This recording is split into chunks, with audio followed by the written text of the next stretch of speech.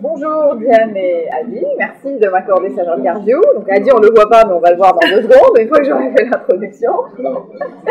Donc on va parler de cybersécurité pour les dirigeants, les managers, les non spécialistes du sujet, puisque moi personnellement je ne suis pas une spécialiste de cybersécurité, mais plutôt tout ce qui touche à la transformation digitale. Et c'est vous qui m'avez amené à m'intéresser à ce sujet, à essayer de le regarder de l'angle de problème de dirigeants. Donc du coup, j'ai une dizaine de questions à vous poser. Je pense que ça peut intéresser pas mal de monde. Je vais tourner la caméra vers vous et vous laisser vous présenter avant de commencer l'interview. Bonjour. Bonjour à tous. Je suis Adi El-Khoury, membre cofondateur de l'ISA France Security Today, qui est le chapitre français de l'Information System Security Association, donc une des organisations les plus importantes dans le monde, qui a plus de 10 000 membres, dont l'objectif est de porter la bonne parole en termes de cybersécurité, de démocratiser la cybersécurité et de valoriser les métiers de la cybersécurité. Et je suis accompagné de Diane Rambaldini. Enchantée, donc effectivement Diane Rambaldini, cofondatrice également de l'ISA France, du chapitre français de cette belle association. C'est récent puisque ça a été fait en 2012. Et ce que Adi n'a pas dit, puisque je ne vais pas répéter, mais nous avons effectivement chacun également nos activités professionnelles qui tournent autour de la sécurité. Donc on va essayer d'être le plus didactique possible. Alors avant de parler de vos activités, une petite introduction. Quand on parle de sécurité informatique ou de cybersécurité, de quel métier on parle en pratique? Et avant de parler spécifiquement des vôtres, est-ce que vous pouvez donner une idée de tous les métiers qui interviennent autour du sujet? Puisque effectivement j'ai découvert que ça pouvait mobiliser pas mal de monde. Et est-ce que ces gens-là sont complémentaires ou concurrents? Alors déjà, sur le mot sécurité informatique, historiquement, la sécurité informatique est venue se greffer ou s'ajouter à l'informatique. Et c'était quelque chose qui se retrouvait, ou qui se retrouve d'ailleurs toujours chez dans certaines entreprises, au sein d'une direction des systèmes d'information. Puis le métier, en fonction des enjeux, en fonction des transformations qui ont eu lieu, a migré de sécurité informatique vers sécurité des systèmes d'information, jusqu'à sécurité de l'information, jusqu'à atteindre un stade de cybersécurité. Mais quelle que soit l'appellation qu'on donne à cette discipline, mieux vaut la rattacher aujourd'hui, à notre sens, au risque numérique, parce que c'est quelque chose qui va être plus parlant à un donneur d'ordre, à un décideur qui, tous les jours, prend des risques. Donc mieux vaut l'inscrire sous la houlette du risque numérique. Donc quand on dit ça, on commence à avoir une constellation de métiers. Donc le premier des métiers caractéristiques de la cybersécurité, c'est responsable de la sécurité du système d'information. On y reviendra plus tard sur les connotations du mot responsable. Après, il y a une pléthore de métiers. Il y a des ingénieurs système sécurité, il y a des administrateurs sécurité, il y a des analystes qui étudient les sondes de détection d'intrusion et qui sont amenés à faire un distinguo entre un trafic TCP/IP Internet légitime et un trafic illégitime, ce qui leur permet de déceler les prémices d'attaque, qui leur permet de remonter les attaques. Après, on a des métiers de forensics, analystes, c'est-à-dire des gens qui vont faire des analyses post-mortem une fois qu'une intrusion... Comme dans les séries télé. Comme dans les séries télé, et dont l'objectif et l'obsession va être de retracer l'attaque de bout en bout et garantir la preuve numérique qui va être opposable devant un tribunal. Tu voulais dire quelque chose? Oui, je voulais juste ajouter que l'ensemble des métiers qu'on peut trouver relativement à la cybersécurité et la sécurité des systèmes d'information, on les retrouve et chez les offreurs en cybersécurité, donc tous les fournisseurs qui travaillent sur le conseil et sur les produits cybersécurité. Et ensuite, on a aussi les métiers qui sont chez les clients finaux. C'est-à-dire, voilà, tout part du responsable de la sécurité des systèmes d'information chez le client final, mais qui travaille aussi avec un certain nombre d'ingénieurs qui peuvent venir également des différents offres. Donc, ce distinguo à faire. Alors du coup, est-ce que vous pouvez rentrer un peu plus dans le détail de vos métiers à vous, spécifiquement, ce que chacun de vous fait, et illustrer par 2-3 projets, soit en cours, soit que vous avez déjà eu, pour que ce soit plus concret. Voilà, pour Diane. Alors, j'ai juste aussi un dernier point à ajouter, c'est que ce n'est pas encore une filière totalement reconnue. C'était une des questions. Voilà, très bien. donc on a, je dirais qu'en fonction des cursus qu'on a, on se donne notre métier. Mais il n'y a pas, par exemple, c'est pas une fonction stabilisée. C'est pas une fonction stabilisée. Le responsable de la sécurité des systèmes d'information n'est pas au niveau de l'INSEE encore quelque chose de reconnu. Voilà, c'est comme le chief digital officer. C'est exactement ça. Il y a pas, c'est des filières en construction et on est dans un marché qui est complètement en devenir.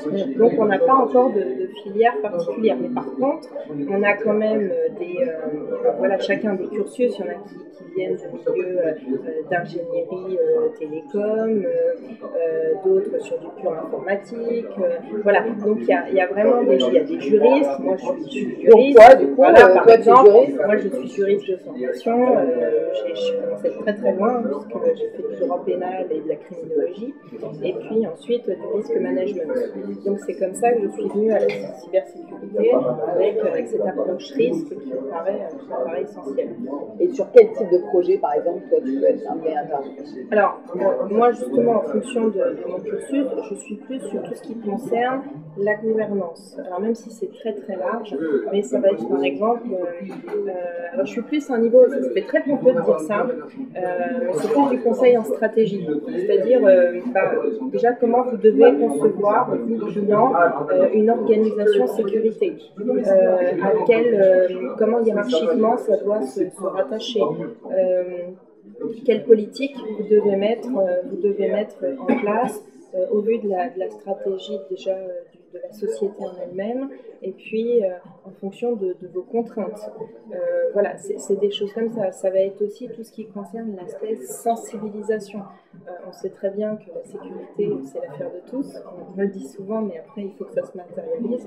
Donc, c'est travailler sur la sensibilisation de chaque utilisateur. Comment amener l'utilisateur, le collaborateur, à plus de sécurité. Voilà, par exemple, c'est des choses comme ça.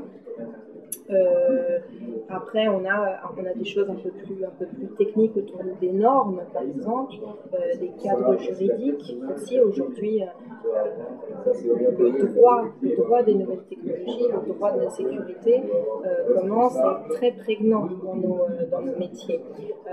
Donc, je dirais qu'on réussit bien la sécurité quand on est pluridisciplinaire, quand on arrive à avoir des équipes pluridisciplinaires. Adi, du coup. Alors justement, et puis ici, je vais me permettre également un complément sur les métiers de la cybersécurité. On relèvera le défi de la gestion des risques numériques et de la cybersécurité le jour où ce n'est plus confiné à une seule personne. Dont la sécurité devient une attribution, un réflexe chez tout un chacun dans l'entreprise. Alors là, vous anticipez un peu sur ma question. Mais on fait du teasing. Maintenant, en ce qui concerne mon métier, moi, je me définis comme un conseiller et un interprète en cybersécurité. Mais tu es ingénieur de formation ou juriste? Je suis ingénieur. Je suis ingénieur en télécom de formation. J'ai démarré ma carrière sur des aspects très techniques de la sécurité, des tests d'intrusion, des audits techniques, des recherches de vulnérabilité. Puis je me suis intéressé graduellement aux aspects organisationnels, aux aspects de communication, des équipes techniques qui traitent de la sécurité et des équipes organisationnelles qui traitent de la sécurité. Et puis au final, je suis arrivé à un stade où je me suis dit qu'il faut s'intéresser également aux métiers, aux différentes lignes métiers. Et moi, dans mon conseil de formation, je m'attache à apporter de la clarté sur les flux de données métiers pour que justement on puisse faire preuve d'imagination sur des détournements de processus à des fins criminelles. Voilà. Et donc tout ce travail-là fait il faut innerver la sécurité aujourd'hui, le risque numérique, la gestion du risque numérique, à chaque étape d'un processus métier. Alors, du coup, vous avez un peu anticipé sur ma question suivante, qui était de quelle était la fonction de RSSI, responsable de la sécurité du système d'information. Donc, en disant que ce n'est pas une fonction qui est stable, etc. Mais du coup, est-ce que vous pouvez donner aujourd'hui un peu plus d'idées sur, en général, elle est plutôt hébergée où? Est-ce qu'elle est à la DSI ou est-ce qu'elle est en dehors d'une DSI? Et deuxième question associée, est-ce que c'est une fonction qui est plutôt une fonction de grand compte aujourd'hui, de certains secteurs d'activité, ou est-ce qu'on peut la trouver dans des secteurs plus larges et dans des grandes PME, petites PME par exemple? Je peux déjà peut-être commencer par dire que la plupart du temps, le RSSI, malheureusement, se retrouve encore dans une DSI, sous la houlette d'une DSI, et nous cherchons un peu à sensibiliser sur les risques induits par ce genre de positionnement. Pourquoi? Parce que un DSI n'existe pas si le métier ne le demande pas, ne l'a pas demandé. Donc il est au service du métier. Le RSSI qui est sous un DSI, il est également au service d'un métier. Mais quid des situations où un métier veut se lancer dans une transformation numérique, demande au DSI de l'exécuter, mais il y a le RSSI qui lève des alertes en disant « Attention, on ne peut pas aller ici parce qu'il y a des risques qui sont inconsidérés, etc. » Donc le RSSI qui est sous un DSI va se retrouver jugé parti.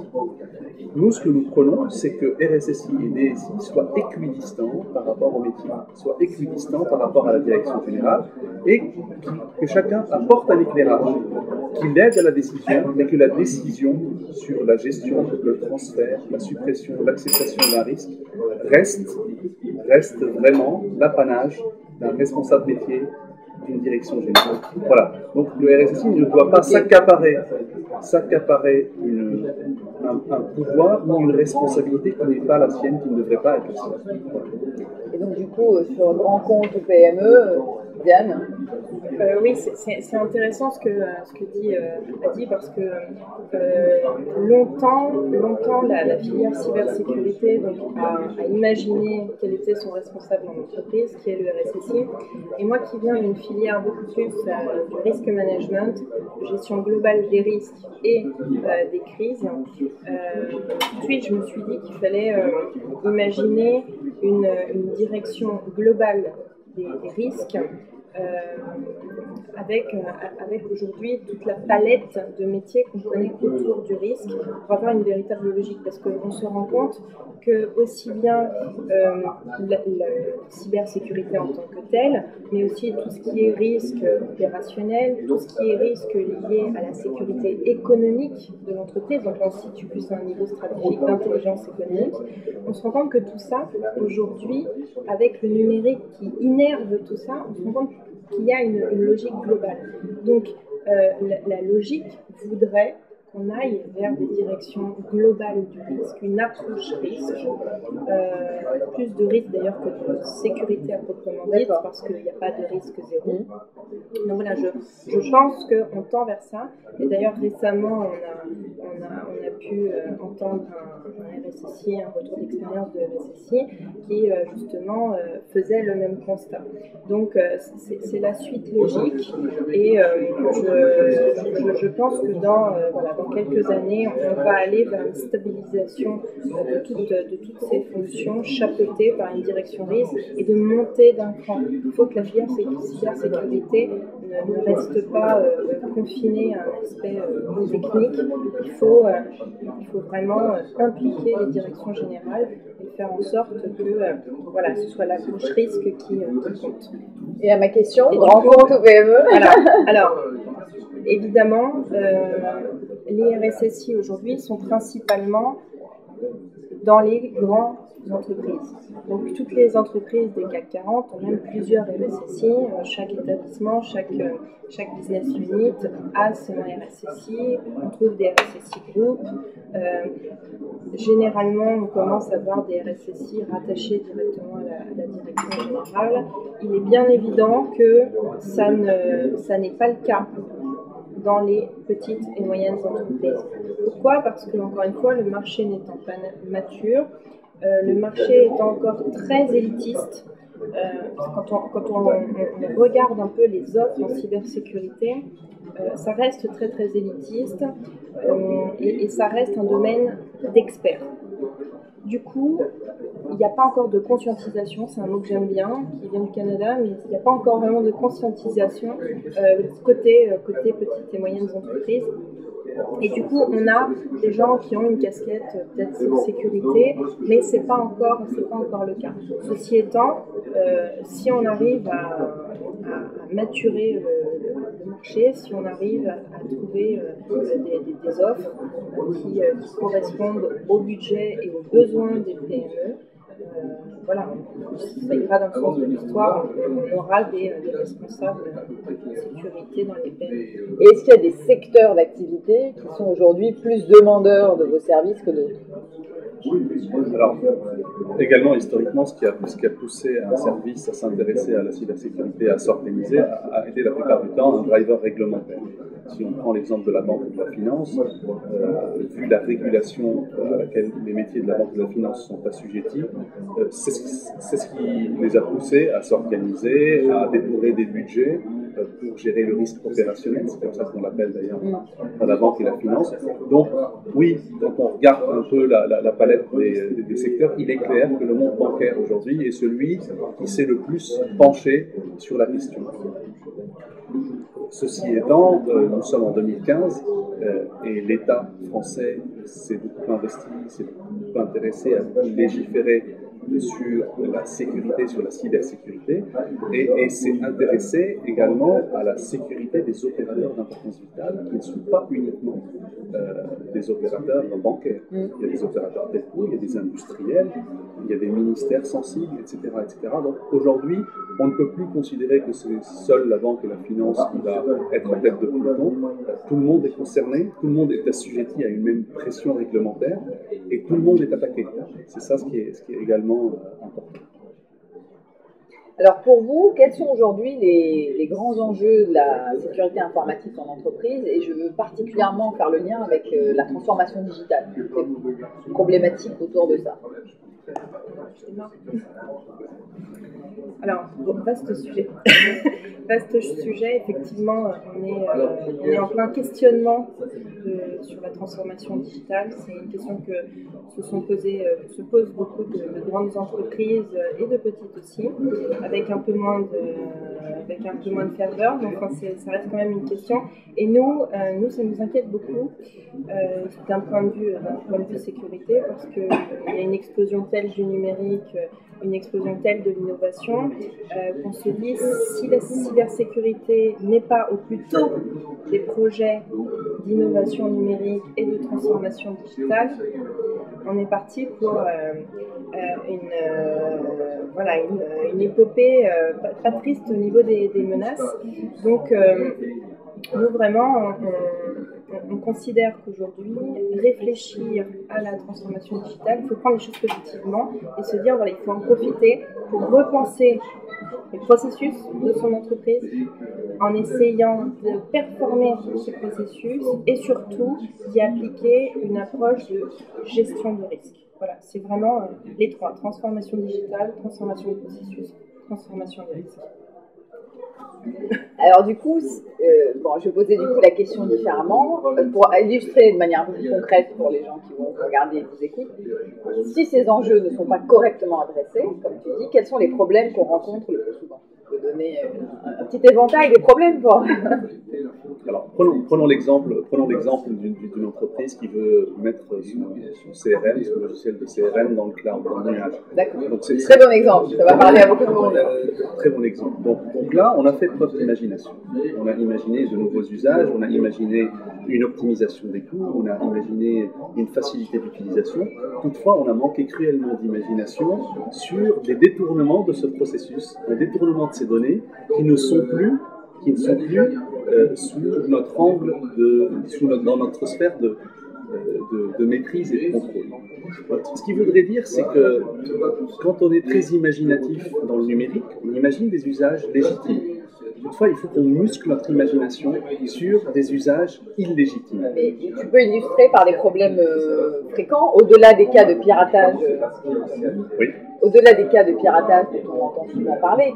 Qu'est-ce qui arrive, qu'est-ce qui d'autre peut arriver? Parce que j'imagine que ce que tu veux dire, ce n'est pas de ne pas aller dans le cloud. Ah, pas du tout. Donc du coup, voilà, un peu plus de... Ce qui peut arriver, c'est que cet opérateur de cloud ne mette pas en place les bonnes pratiques pour maîtriser et gérer le risque, et que moi, client, je me retrouve dans l'impossibilité d'auditer et d'évaluer son niveau de sécurité, dans l'impossibilité de présenter au juge des preuves numériques qui sont acceptables, et que je sois dans l'impossibilité de communiquer sur une crise qui survient, induite par une fuite massive des données clients, des données dont je suis mandataire, dont je suis moi redevable. C'est là où il faut faire attention. C'est-à-dire qu'il y a une optimisation des coûts, il y a une optimisation des usages, il y a une accessibilité, une mobilité, mais dématérialisation, migration dans le cloud ne veut pas dire déresponsabilisation. Donc, ces questions-là ne pourront être totalement couvertes qu'à travers un angle juridique, qu'à travers des contrats qui sont correctement rédigés, qu'à travers des cahiers des charges et des appels d'offres qui sont correctement élaborés, avec des clauses qui sont très claires et des clauses différenciantes pour les hébergeurs et les infogènes. Ce qu'il faut savoir, c'est qu'aujourd'hui, le volet de sécurité va donner plus de points lors du dépouillement des réponses à appels d'offres, parce que ça va être un différenciateur également, qui va donner des clés de choix, mais également qui va nous permettre de gérer le risque de manière contractuelle. Vous avez un autre cas que le cloud, par exemple, le fait d'amener ses propres appareils en entreprise, bring your own device, est-ce que ça pose des problèmes? Est-ce que le télétravail pose des problèmes? Enfin, donnez-moi un autre exemple pour illustrer. Oui, le biode, en plus, ça reste une question, ça fait longtemps qu'on en parle, mais ça reste une question d'actualité. Le biode, ça amène surtout une question juridique. Il est là parce que aujourd'hui, il y a un mélange de données personnelles et de données professionnelles qui se retrouvent sur un device, sur un support. Et voilà, où est le flou?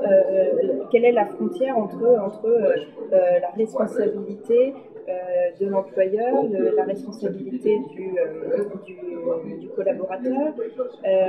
Ça devient très difficile pour un RSSI quand c'est surtout son PDG qui lui dit ben voilà, moi je veux avoir une tablette X ou un smartphone comme ci, comme ça, et je veux me faciliter la vie.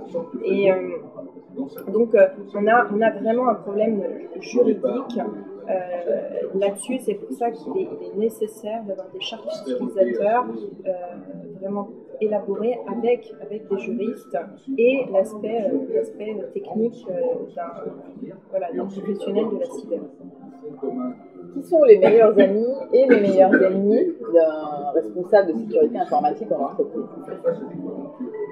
Je parle des autres fonctions au métier. Hein. C'est une excellente question. Moi, je pense que le RSSI ne devrait plus déjeuner seul. Ah oui, c'est une bonne manière de répondre à la question. C'est quelqu'un qui déjeune seul, mais il déjeune seul parce que également, historiquement, il a été perçu comme celui qui dit non, systématiquement. Donc, et parfois, il a dit non, comme dans l'éducation, l'éducation des enfants, il dit non sans expliquer le pourquoi du non. Donc, ça, c'est une première erreur, si je puis dire. La deuxième, c'est il a dit non, et il n'a pas expliqué les impacts induits par un non-respect des règles qu'il édicte. Donc, pour changer cela, le meilleur allié d'un RSSI va être les lignes métiers. Donc, il faut qu'il détecte 1, 2, 3 lignes métiers avec lesquelles il se retrouve au milieu du chemin, qui fassent preuve de pédagogie, qui parlent leur langage. Une fois qu'il en a 1 ou 2 ou 3 qui perçoivent le pourquoi de ces recommandations, le pourquoi de ces règles de sécurité, le plus il sera accepté dans l'entreprise, et il déjeunera beaucoup plus fréquemment, moins seul à la cantine. Une question différente du coup, mais est-ce que selon vous, toutes les affaires qui touchent le grand public et dont les médias en parlent, par exemple l'utilisation de données personnelles, les cyberattaques de sites médias, etc., la manière dont les médias en parlent, est-ce que c'est quelque chose qui contribue à sensibiliser le milieu professionnel, les entreprises sur la question, ou est-ce que ça n'a pas d'impact, ou est-ce qu'au contraire, ça a un impact négatif? Alors, je rigole parce que c'est une question qu'on s'est posée justement quand il y a eu toutes les vagues d'attaques. Nous, on regardait quels étaient un peu les retours médias. Et ça correspondait en fait au lancement d'une de nos actions à l'ISA France, qui était justement comment accompagner les journalistes dans leur travail au quotidien, leur fournir quelques trucs et astuces pour comprendre tout de suite de quoi ils parlaient. Et je dois avouer quand même qu'ils se débrouillent pas trop mal. Mais voilà, on peut toujours améliorer les choses. Mais ma question n'est pas sur le traitement des journalistes, c'est est-ce que ça a un impact sur la prise de conscience en entreprise? Justement, oui, ça a eu un gros impact sur la prise de conscience. Par contre, là où ce qui nous inquiète un peu, c'est un phénomène de saturation, parce que de saturation et puis de fatalisme. Il ne faudrait pas qu'on ait un traitement médiatique qui comment dire, qui fasse que le chef d'entreprise se dit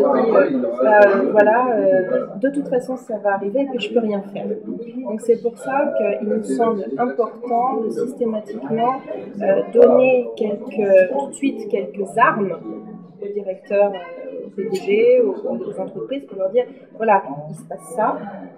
C'est bien parce que il y a eu des menaces graves et des choses qui se sont passées chez d'autres, donc ça peut vous arriver. Mais ne vous inquiétez pas, il y a quand même des solutions pour gérer vos risques. Voilà. Alors là nous sommes typiquement dans la sphère de la psychologie. Et il faut regarder ce que les experts en psychologie disent sur l'usage de la peur. On ne dit pas que la peur ne va pas faire bouger. Et la couverture média, en fait, elle est en train de diffuser, de relayer un climat de diffus de peur. On peut utiliser la peur pour faire bouger les lignes, mais utiliser la peur sans tout de suite et systématiquement proposer des alternatives sécurisées, ça va générer de la paralysie. Alors que utiliser, sensibiliser sur la peur, utiliser la peur en proposant systématiquement des alternatives sécurisées, ça génère des incentives, en anglais on dit, c'est-à-dire de la motivation, c'est-à-dire de l'action. Donc nous, on voit depuis Snowden, depuis la NSA, depuis Wikileaks, etc., un gros engouement pour la cybersécurité. Les Échos, Le Monde, Le Figaro font des manchettes là-dessus et ça atterrit sur les bureaux des PDG. Mais là où il faut rester vigilant, c'est qu'on ne reste pas dans une logique fataliste, comme l'a souligné Diane, et que tout de suite et systématiquement dans tous les articles, on donne des clés pour se sécuriser. Et du coup, je rebondis là-dessus. Pour quelqu'un qui nous écoute, qui a un dirigeant, qui n'a pas forcément encore pris d'action sur ce sujet, mais qui entend ce que vous dites, par quoi il faut commencer? Très concrètement, il y a des actions prioritaires à mener. C'est par où on commence, comment on adresse le sujet, quelles sont les fonctions clés qu'on attaque en premier, etc. Quelques suggestions concrètes de l'un et de l'autre. Alors, je laisserai la parole à Adi parce que je pense qu'il pourrait être très concret là-dessus. Moi, je n'ai qu'une chose à dire, surtout calculer son niveau de maturité actuelle et son niveau cible surtout. Il faut vraiment que l'entreprise ait conscience du chemin qu'elle a à parcourir.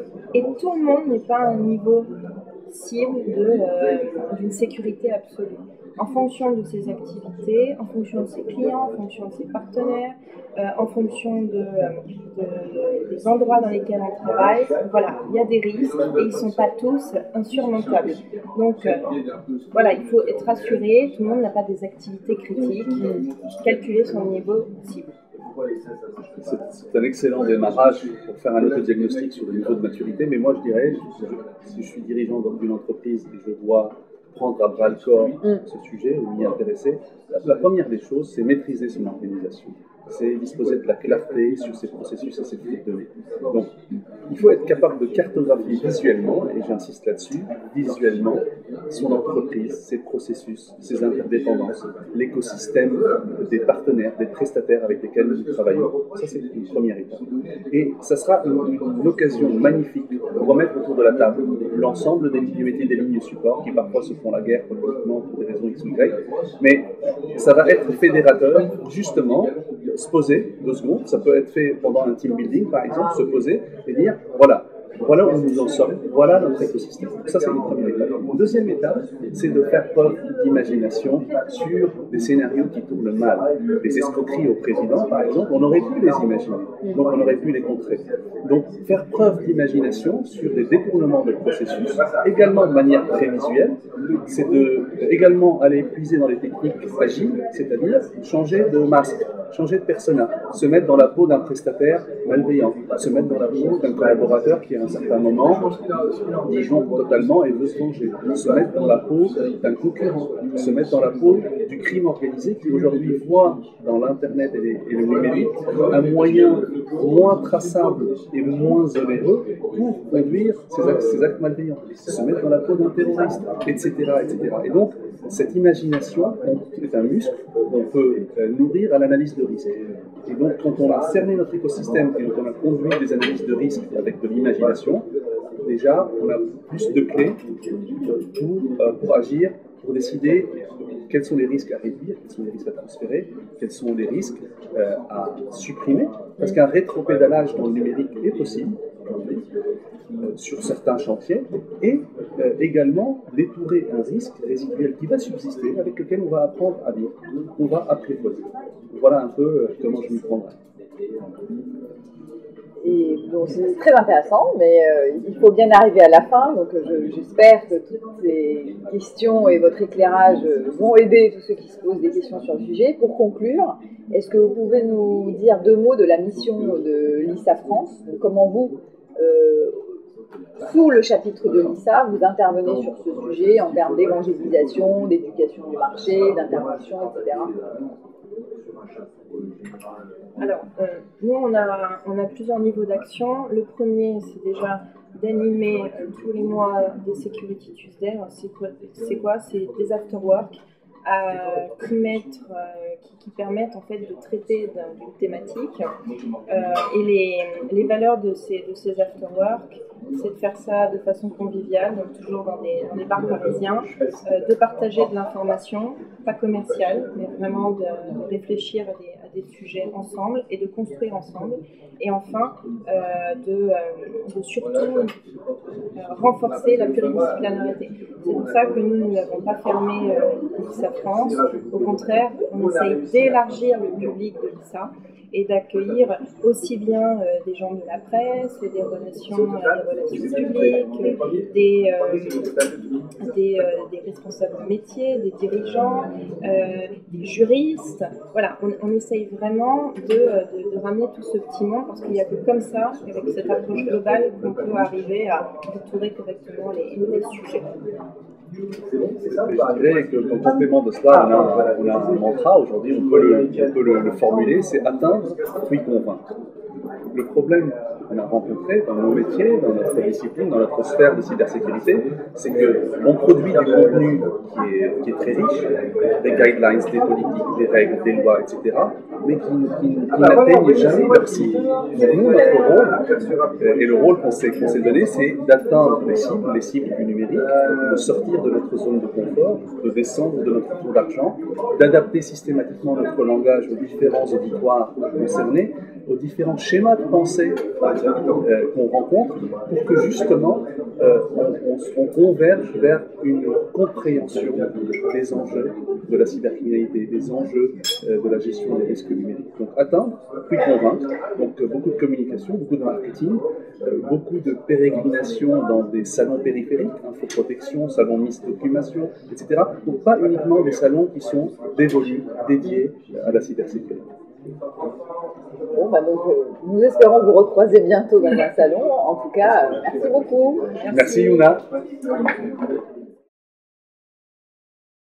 Question subsidiaire, comment on fait un test d'intrusion ? Alors justement, tout à l'heure on parlait d'imagination et de faire preuve d'imagination. Conduire un test d'intrusion, c'est de se mettre dans la peau d'un attaquant potentiel, okay, qui a une certaine connaissance, qui a une certaine visibilité du système d'information et qui a un but. Il recherche une information à caractère personnel, une information stratégique, ou qui cherche à détourner le système d'information de sa finalité, de le rendre inopérant, de conduire des dénis de service. Donc, faire des tests d'intrusion, ce qu'on appelle des tests d'intrusion éthiques, c'est-à-dire se mettre dans la peau d'un hacker, même si le mot hacker, en fait, on l'a trop perverti, parce que hacker, scientifiquement, veut dire quelqu'un qui veut pousser des systèmes à leur limite pour les améliorer. Donc, se mettre dans la peau de quelqu'un qui veut... Un pirate qui veut perpétrer un certain nombre d'actions sur un système d'information. Et c'est vraiment au cœur de cette imagination qu'il s'agit de muscler. La même chose que toi.